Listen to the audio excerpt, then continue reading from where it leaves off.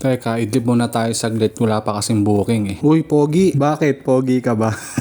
Kumusta mga master? Welcome back. Andito na naman tayong muli, Sarge Venture. Isang magiting na delivery rider. Walang magugutom hanggat ako'y naririto. We, tara, simulan na natin to. First booking, buena mano, cake agad. Diyan sa may red ribbon. Ako, naloko na. Ang hirap na naman nito. Hindi pwedeng magpatakbo ng mabilis. Baka ang cake mo ay ma-deform. Kaya ito, kamot ulo na naman tayong muli. Ano ba yan?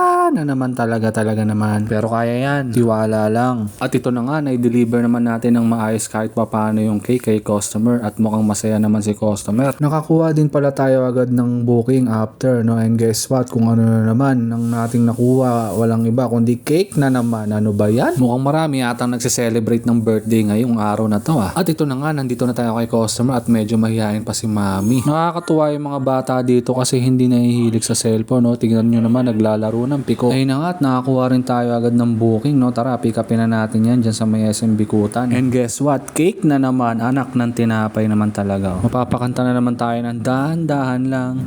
Dahan-dahan lang. Oh ma'am, ito na po yung cake nyo. Happy birthday po. Baka pwede pong makahingi ng pansit. Pick upin na natin ang ating fourth booking at sa wakas, hindi na rin ito cake. Nagulat ako kay customer, sumigaw ng Darna. Nakakuha na naman tayo agad ng booking right after. Thank you Lord sa blessing. At ito na nga, pick upin na natin ang pagkain dyan sa Tokyo.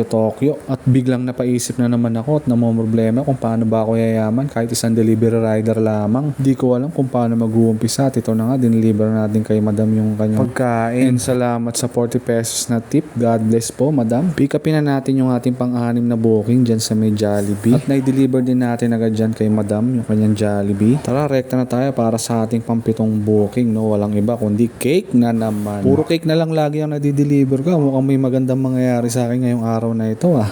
Ma'am, ito na pa yung cake nyo. Salamat sa pagtangkili kay Food Panda. Natapos na din pala natin yung ating 4 hours na ship and nakalikom tayo ng halagang 658 pesos. Salamat sa panonood mga master. Hanggang sa muli.